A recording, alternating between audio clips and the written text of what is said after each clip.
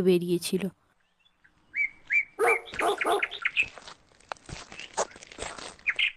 পথে এক বাঘের সঙ্গে তার দেখা।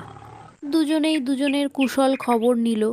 শেষে বাঘ বলল, ভাই, তোমাকে তো খুব নাদুস নুদুস দেখছি। দুবেলা নিশ্চয় পেট ভরে খাবার পাও। তুমি বড় ভাগ্যবান। এই দেখো না, সারাদিন বনে ঘুরেও একটা শিকার পেলাম না। আজ উপোস দিয়েই থাকতে হবে।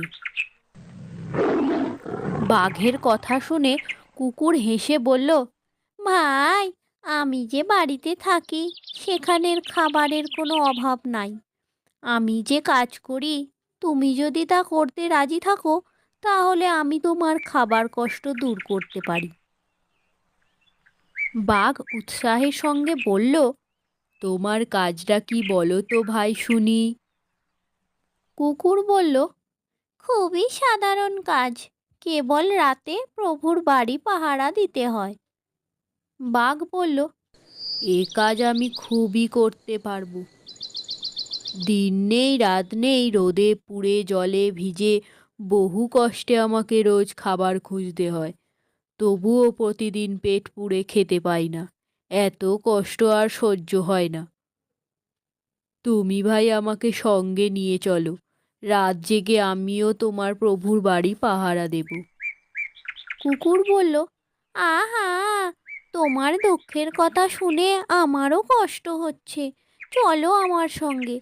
প্রভুকে বলে তোমার একটা ব্যবস্থা ঠিক করে দেব। দুবেলা পেট পুড়ে খেতে পাবে। তখন বাঘ চলল কুকুরের সঙ্গে। চলতে চলতে তার চোখ পড়ল কুকুরের গলার দিকে। গলা জুড়ে কিসের একটা দাগ। অবাক হয়ে বাঘ জিজ্ঞেস করল, ভাই, তোমার গলায় ওটা কিসের দাগ? কুকুর হেসে বলল, ও কিছু নয় ভাই, ওটা প্রভুর শেকলের দাগ। বাঘ অবাক হয়ে বলল, গলায় শেকলের দাগ কেন? কুকুর বলল, আমাকে প্রভু শেকল দিয়ে বেঁধে রাখেন কি না। শুনে বাঘ চমকে উঠল। সে দাঁড়িয়ে পড়ে জিজ্ঞেস করল, সর্বনাশ, তোমাকে শেকলে বাঁধা থাকতে হয় নাকি? তাহলে তো দেখছি তুমি ইচ্ছা মতো যেখানে খুশি যেতে পারো না। কুকুর বলল, তা কেন? রাতে যেখানে খুশি যেতে পারি, কেবল দিনের বেলাটা আমাকে শেকলে বাঁধা থাকতে হয়।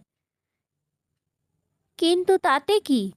প্রভুর কাজের লোকজন আমাকে কত যত্ন করে খেতে দেয়, চান করিয়ে দেয়। প্রভুও অনেক সময় খুশি হয়ে আমার গায়ে হাত বুলিয়ে দেয়। বাঘ এবার বেজার মুখে বলল, সবই বুঝতে পারলাম। না ভাই, তোমার ওই সুখ আমার সইবে না। ভালো খাবারের লোভে পরাধীন থাকার চাইতে আমার কষ্টের স্বাধীন জীবন অনেক ভালো। আমি চললাম ভাই। এই বলে বাঘ সেখান থেকে চলে গেল। তো আজকের গল্পের নীতি কথা হলো, স্বাধীনতা হারিয়ে বনের পশুও বাঁচতে চায় না।